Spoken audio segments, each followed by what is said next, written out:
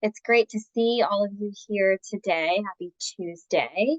And thank you for joining us at GIA's annual research on support for arts and culture, part 2, foundation funding. You might have been with us back in February where we had the first part of our funder snapshot, which was focused on public funding. And so now we're here doing part 2, foundation funding.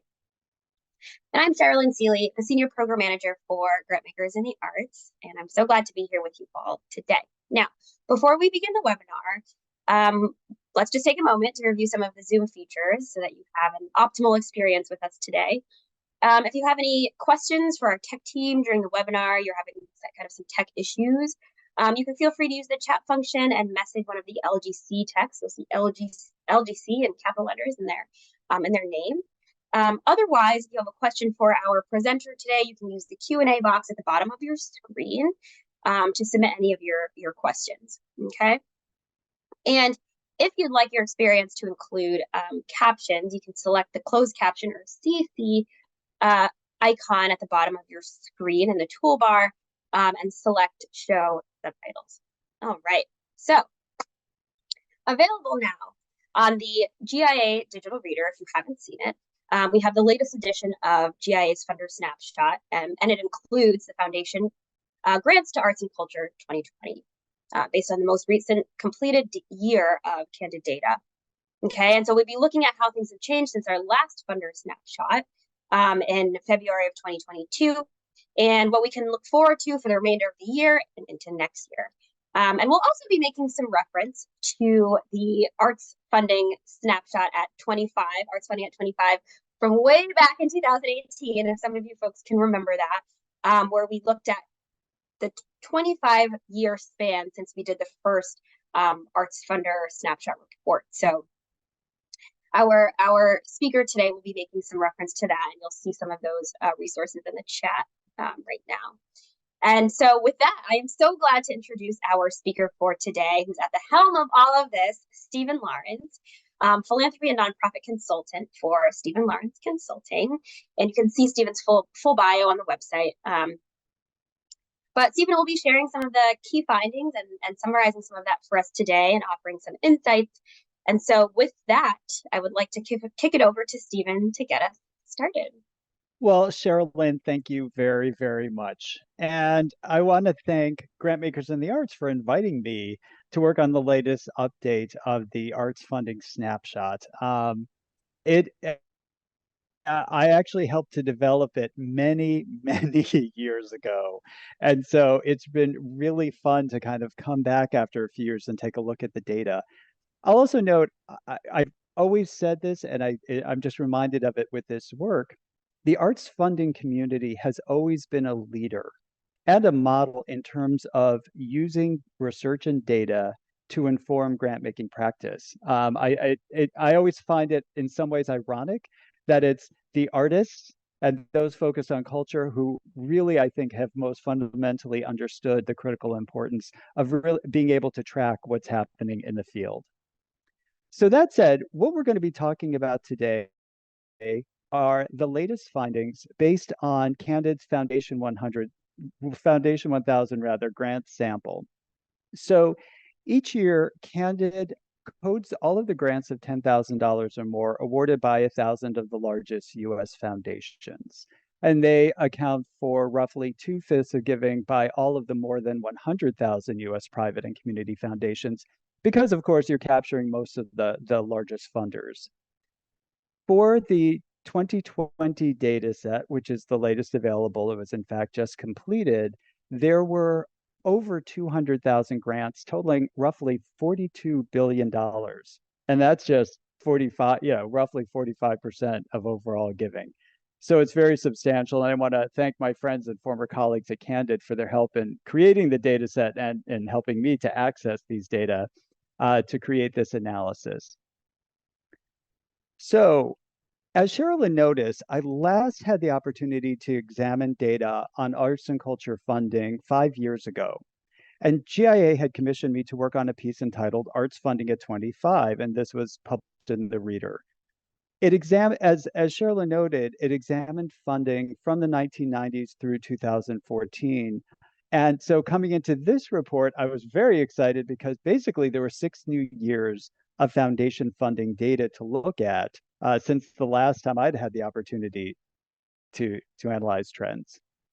So, and with that, I'll just say there were definitely some surprises, some continuations of trends, and we'll talk about that as we go along.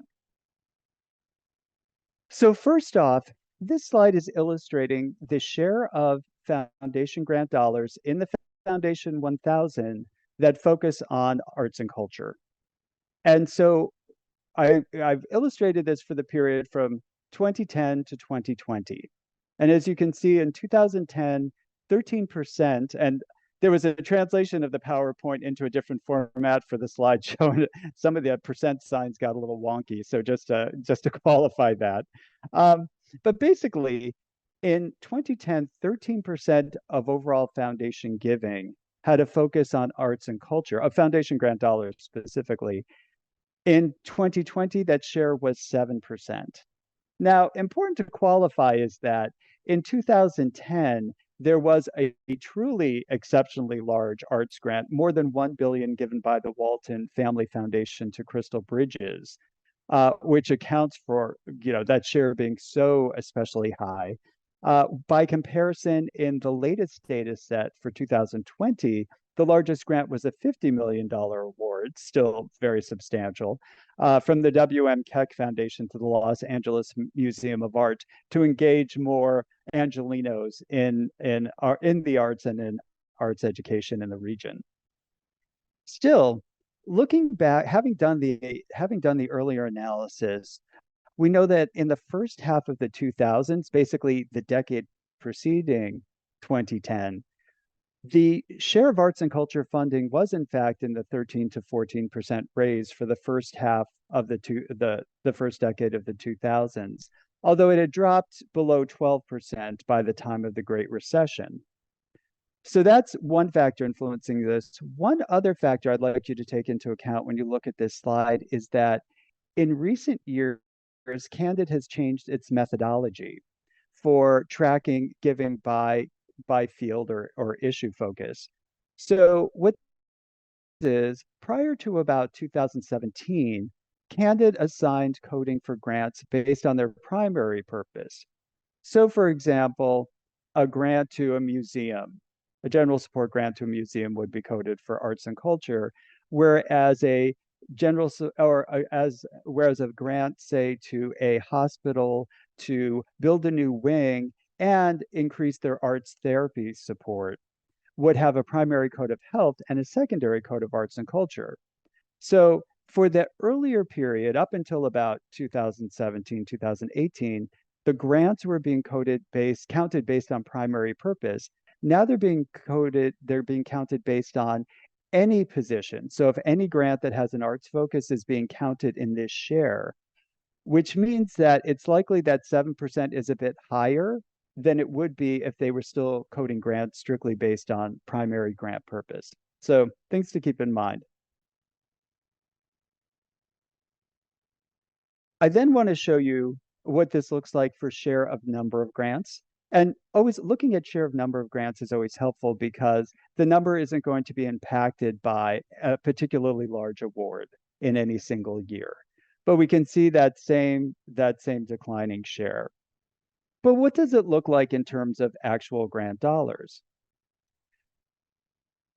This next slide shows the amount of funding awarded by foundations in the Foundation 1000 by year from 2010 through 2020. And as you can see, there's of course year-to-year variation. You have those particularly large grants in certain years. But in a sense, looking at the endpoints, funding is up from $2.4 billion in 2000 to $2.9 billion in 2020. So it's a good $500 million more supporting arts and culture. However, we know inflation has happened. It wasn't certainly as dramatic as it's been in the last couple of years, but it's still a factor. So this next slide then looks at those same figures adjusted for inflation.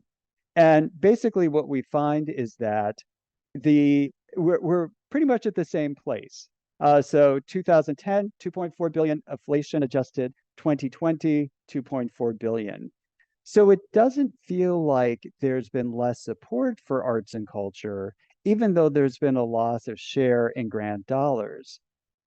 Nonetheless, it's important to keep in mind that overall giving by the Foundation 1000 jumped by close to two-thirds after inflation during this period.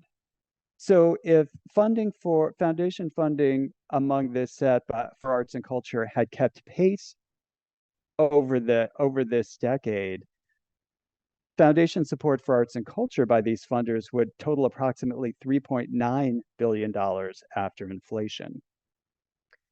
Now, in the Arts Funding at 25 report, I looked at factors potentially accounting for the declining shares of funding for arts and culture. And one finding was that there was not a lot of attrition among leading arts funders. So I looked at the top 100 arts funders in the year 2000 and said, how many of them are still funding in 2014 and what does their funding look like? And what I found is most were still funding, the vast majority were still funding arts and culture, but either their actual dollars had gone down or the relative share of funding they were providing for arts and culture out of their overall portfolios had gone down. The other analysis I did was to look at the share of foundations funding the arts by period of establishment. And again, this is just within the Foundation 1000 sample. So for example, foundations established in the 1990s, 80% of those funders funded for the arts. For those established earlier, in earlier decades, the shares were even higher. But for foundations established from 2000 onward, the share was 63%, markedly lower. And my speculation that I'd included in the report was that it appears that the case for arts funding that attracted so many foundations in recent decades may not be resonating as strongly with newer donors. So it certainly appears that there's been a continuation of that trend. Well, now let's turn to look at changes in giving from 2019 to 2020 within the Foundation 1000 set. But what we've done is we've taken a matched set of arts funders. So foundations that were included in both years, there were 758 of them, so just over 3 out of 4. You know, of course, you'll have foundations that their giving may go up enough in one year that they qualify for the Foundation 1000, and then it goes down the next year and they don't. You know, that accounts for that so most, if not all of that variation from year to year. So that said, if you look at the chart on the left, we have change in grant dollars with the blue bar illustrating the change in overall giving year to year, and the yellow bar indicating the change in arts giving, and on the right, the same for change in number of grants. Well, of course, to start by saying 2020 was not a typical year. And so it's very heartening that when you look at on the left, arts giving compared to overall giving, they're really very similar. Dollars were up for both. You know, arts giving grew a little more slowly, but you know, not by much. This is very positive and also compares especially well to the prior year, 2018 to 2019. This analysis showed a 10% decline in arts giving, while overall giving was up 7%.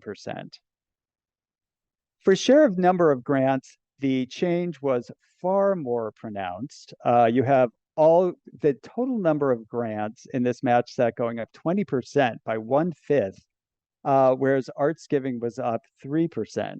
Of course, in the prior year, arts giving, the number of arts grants had been down 7% compared to a 2% decline in the overall number of grants in the set. So, you know, but what we need to keep in mind, of course, is that COVID. Of course, this was the first year of the pandemic, when most, if not all, foundations made exceptional gifts in response to the needs that were arising. And in the snapshot, we show comparisons of changes in funding for major issue areas, dollars and number of grants. And so, for example, if you've had a chance to look at the report, or if you look at it after, you'll see that The number of human services grants were up by 52%, health grants were up by 58%, and public safety grants, which includes disaster response or crisis response grants, were up by 252%. So it was clearly a very unusual year. Of course, it's important to note as well that arts and culture organizations were benefiting from funding specific to addressing the pandemic. The largest of these was a $12 million grant from the JPB Foundation to Community Funds, Inc. for the New York City COVID-19 Response and Impact Fund, which provided support to bridge the gap for human services and arts and culture nonprofits that had lost crucial revenue. So certainly there was support coming to arts and culture organizations during this period. All right. I next want to talk about a finding from the snapshot that it didn't surprise me, and it did surprise me, and it shouldn't have, but it still was kind of surprising when you look when you look at it. And partly it's having had a little distance and coming back and just being able to say, wow, that really changed. So here we have giving for arts and culture by foundation type. This is based on share of grant dollars. In 2010, the $2.4 billion total. And the vast majority is coming from independent and family foundations, followed by corporate foundations, which were about 12%, operating 11%, and community foundations just 4% of the total. And certainly corporate foundations, if we had looked at this slide a decade earlier, they would have accounted for a much bigger share. That share had been steadily declining. But when we then look at this a decade later in 2020, and gosh, is that picture different? So not only are independent family foundations accounting for a bit smaller share, corporate and operating foundations, which together had represented close to 1/4 of grant dollars a decade earlier, now together accounted for just 5% of arts and foundation funding for arts and culture among the Foundation 1000 funders. And meanwhile, almost 1 in 5 foundation arts grant dollars is coming from community foundations. And in fact, two of these foundations, the 4th ranked Chicago Community Trust and 10th ranked Silicon Valley Community Foundation, are included in the top 10 arts and culture funders. Certainly, I mean, there was actually I think the most recent Chronicle of Philanthropy, or the one before, had a cover story on sort of the decline in corporate philanthropy. I've seen a number of other articles about this. I mean, really, I feel like for decades with the corporate mergers that started in the 80s and 90s, it's, the sort of absorption of more locally focused corporations by national and global companies has absolutely changed the extent to which they're funding local activities, which tends to include arts and culture. And then, of course, on the flip side, we've seen this incredible growth in the role of community foundations, which, of course, has coincided with the tremendous growth in the number of very affluent Americans who have wealth, who are then choosing to engage in philanthropy and are setting up both their own foundations, but also working through community foundations. All right, so what's this funding supporting? When we look by field, this picture hasn't changed much. There's always a little variation year to year, but performing arts has, for most years in recent times, accounted for the largest share of foundation arts and culture grant dollars. There are occasional years, such as 2010, when you have exceptionally large grants for museums, usually for capital purposes, that will lead museums to account for a larger share of grant dollars. But more typically, it's been, and certainly in recent years, it's been the performing arts that has topped the list. And then, of course, we have other priorities like multi-purpose arts, which, as we've noted here, includes folk arts, public arts and cultural awareness, humanities, visual arts, historical activities. Those may vary a bit in order year to year based on particular grants, but generally this is a fairly consistent picture.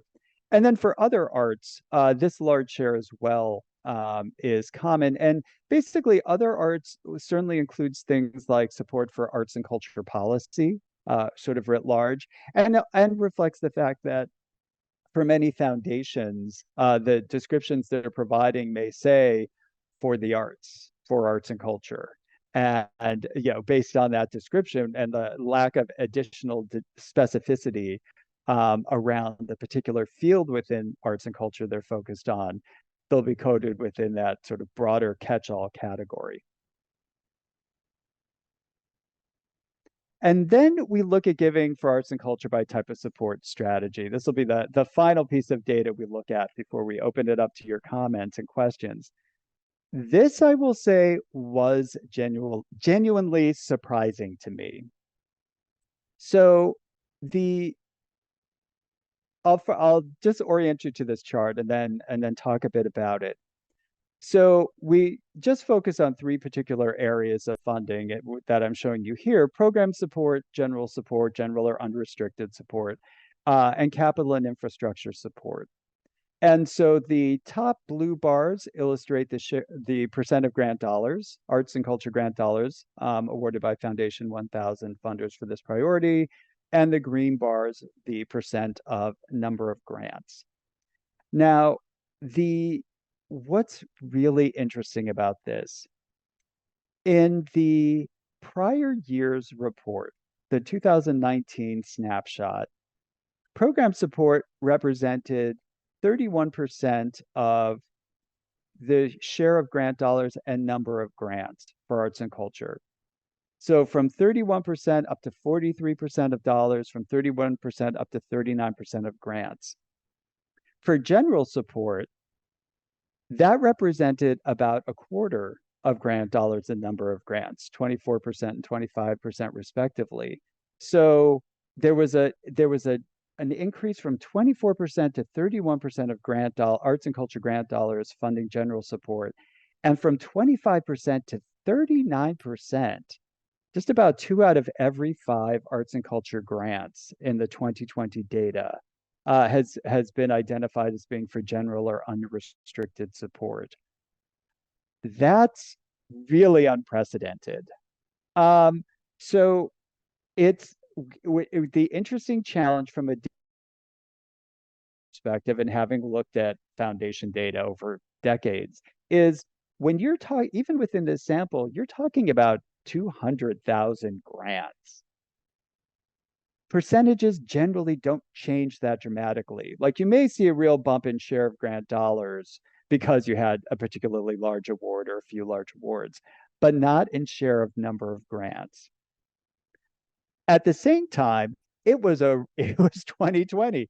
It was a really unusual year. And of course, all of the talk was about how foundations were providing unrestricted grants across issue areas, changing program grants to general support grants. So it is likely that that's what's being reflected here.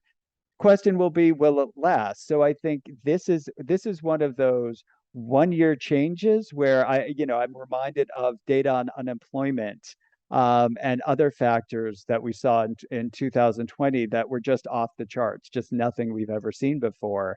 And I'm wondering whether, to what extent this will be that anomalous blip, or to what extent that funders may have chosen to provide more unrestricted support in response to the pandemic and have continued to do so.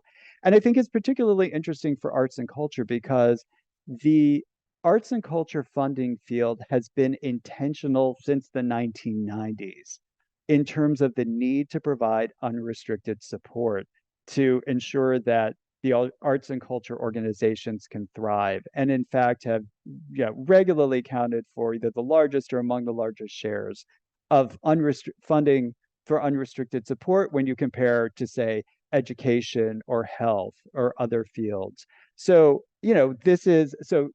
arts and culture was always higher in these shares. Now it's really high, just comparing year to year.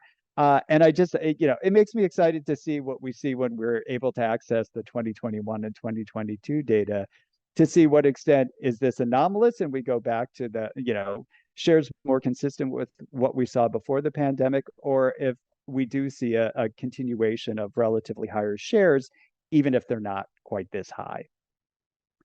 So Those were a few of the key points I wanted to highlight. I'm really curious to hear what you all think about the data. And also will note, there's much more information in the snapshot, many more analyses to take a look at, although ideally it's set up in a way you can kind of quickly get to what you want to know, but also even just for seeing lists of top funders by grant dollars, by share of funding for the arts. I mean, I think, those things are, to me at least, are always quite interesting. Thank you. That's great. Thank you so much for that, Stephen. That was very thorough. And like Stephen said, there's more information on the website and the reader. But we just want to take a moment to process everything you've heard, everything you've taken in, everything that you might have read leading up to this webinar, to let us know what your overall thinking is about the well-being of the sector at this juncture. So taking all into consideration that you've heard, just take a moment in the chat and let us know what's kind of sprinkling through your mind, what thoughts are kind of cycling through, any hot takes you have, just kind of immediate reactions in the chat. And we'll just give you some time to do that. But while you're warming up to respond, I will call out something that I always find compelling, especially now that we're not fully out of the pandemic. Maybe that's debatable, but it was definitely not 2020 anymore, right? And I think that so many people, Stephen, had made so many significant changes just to kind of get money to people as fast as possible, grantees as fast as possible. There was so much GOS going out, and now it's interesting that like some folks have kind of reverted back to like that kind of donor advised or like project specific type way of funding, but some have kind of held on to some of the ways that they shifted during the pandemic, and it was really interesting to hear from some folks when we did our webinar and podcast series, just to hear from them about how they've been doing more GOS unrestricted since before the pandemic. And it's like, we've been calling for this for so long, like grantees, that the sector has been calling for this for so long. So I'm glad that it's still a topic of conversation that folks can respond to, and hopefully we'll continue to see more change. I guess we're taking our time here to warm up, but that's totally fine, folks, if you're not ready to share your reflections. But I hope at least you're reflecting on your own and taking some of that in. And so as we transition into our Q&A, you can use the Q&A box at the bottom of your screen to share. Oh, we got some stuff coming in, but to share some of your questions for Stephen. And I'll call out some of what we're seeing in the chat. Rhonda says, it'd be really interesting to have this data disaggregated by region or geography. I'm curious to see if the trends bear across the nation. That's a great one. Another questions come in. Is there any research that has been conducted vis-a-vis race and ethnicity, so we can tell if funders really took stock of the murder of George Floyd in the unrest that ensued? Yeah, that's great. I think that we can probably respond to some of that during our Q&A. And I see folks are also starting to populate our Q&A box at the bottom. We'll get to those. I want to direct a few to you before we dive in, Stephen, if that's okay. So sure. For the first question, in what ways has arts and culture become embedded in health, education, and the environment, and other sectors that may not be apparent in aggregate funding data? Some people mentioned race just now, region. So if you could just speak to that.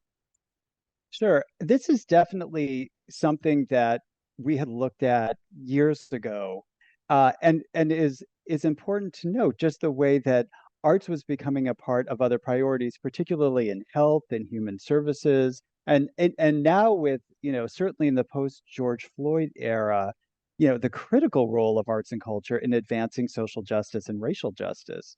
I mean, it's this is a central role. By the same token, I don't know. I mean, my question, for example, when I look at that declining share is, to what extent is there broad knowledge of the critical role of arts and culture in advancing these movements beyond the arts funding community itself? So I think, so it raises a lot of questions. I also do want to just touch back on your point about sort of, will changes during the pandemic stick? And having analyzed funding through a number, through the Great Recession, through 9/11, through a lot of other, sort of very significant events, funders don't change their priorities, which is good. Arts funders don't suddenly become human services funders. They may make exceptional grants. But foundations, and particularly the larger staff foundations, they have really thought through their priorities. They've established strategies. They're sort of going to continue in this work. The pandemic was really kind of particularly unique, I think, in that it it did create the impetus for some foundations to do their work differently. For example, funders who just said, well, we have to do site visits. We have to be with the Right. organization. How else will we know? And it's like, well, when you can't do that, you figure Yeah, out another strategy. I mean, the one, that's right. like the number of foundations that were still issuing paper checks that finally went to electronic transfers. Yeah, I mean, it was like it's 2020, but you've sort of had a system. So I think that does help.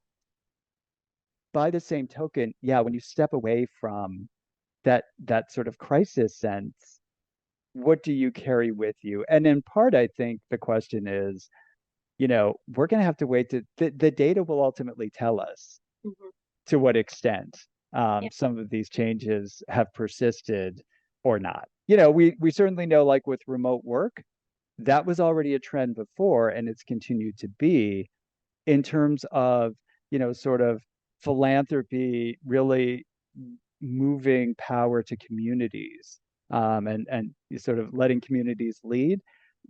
That was much more nascent. We'll see. We'll see. yeah, yeah. We will. I've got one more question for you before we kind of pull from the audience.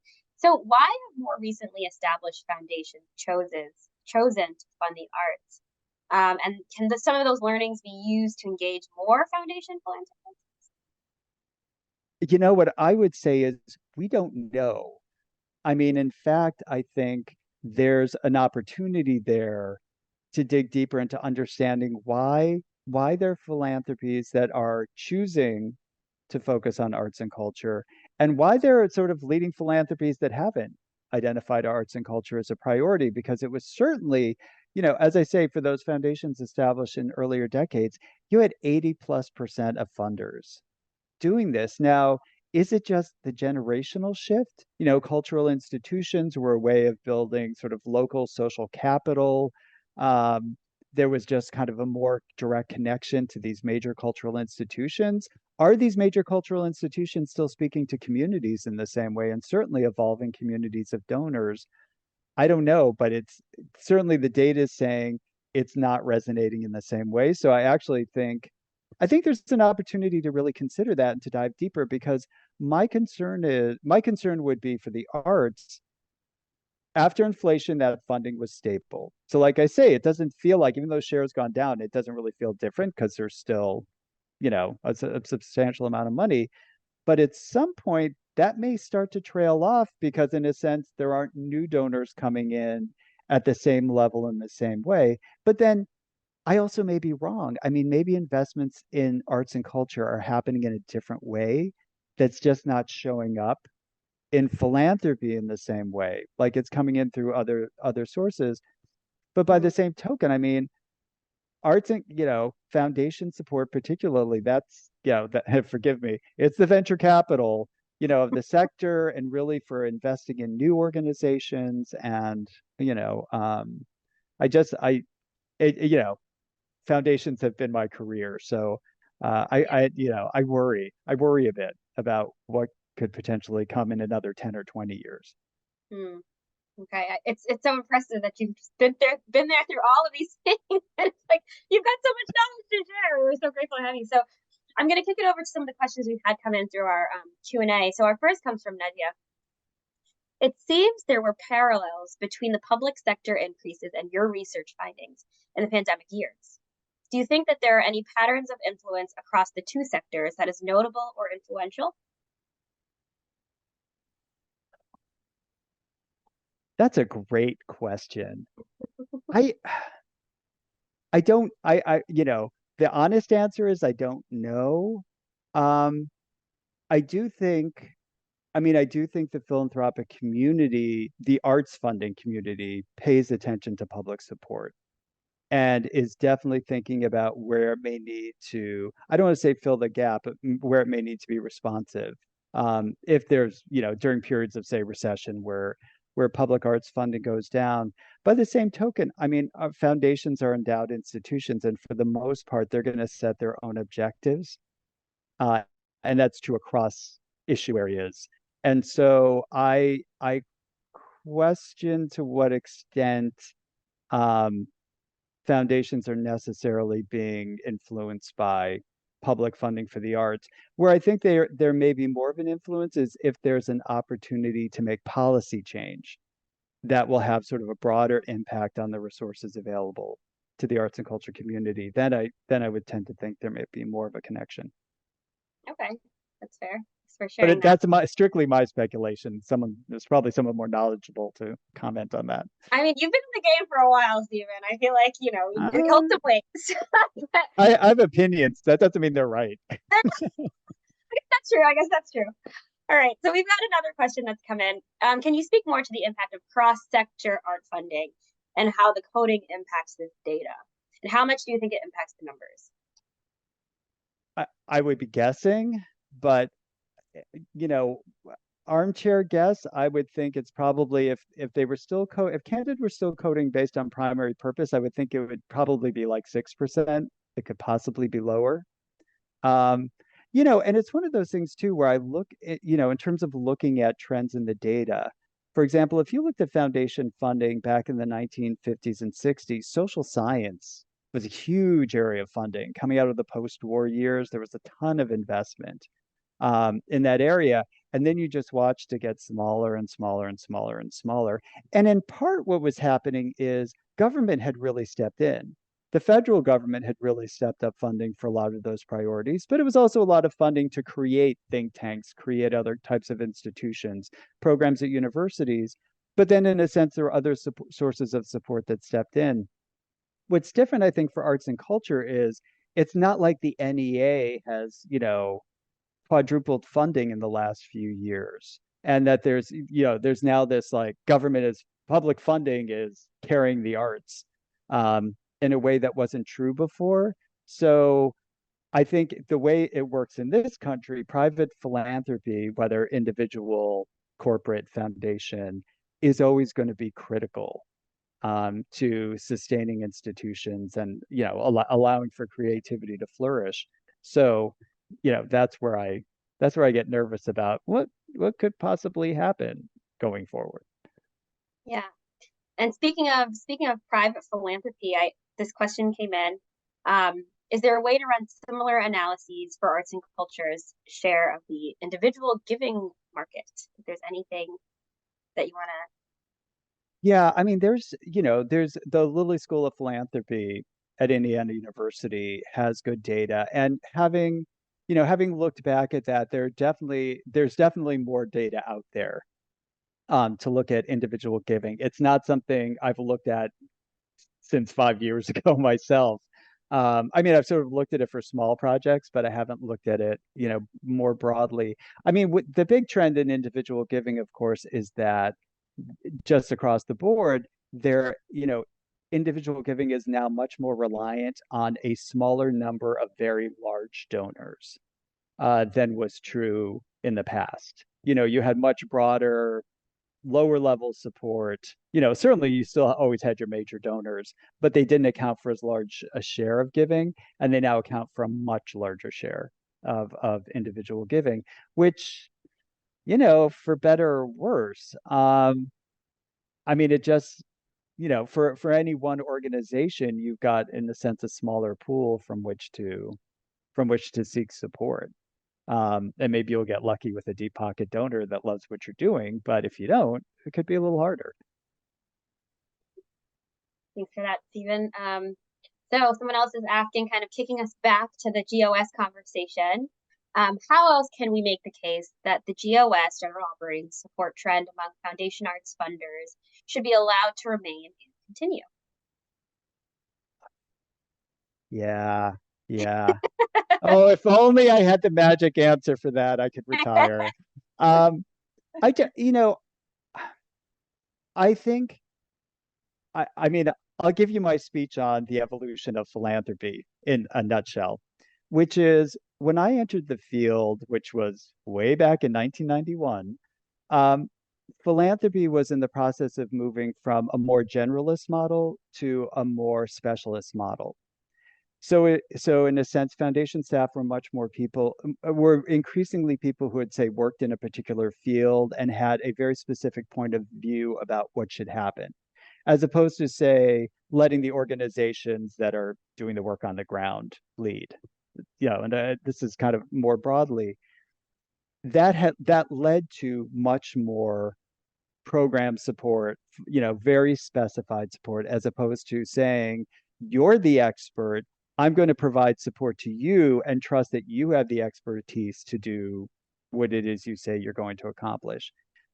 I think that pendulum has been swinging back a bit. I mean, I think, the reality is not so much in the arts, but sort of in the social services sector.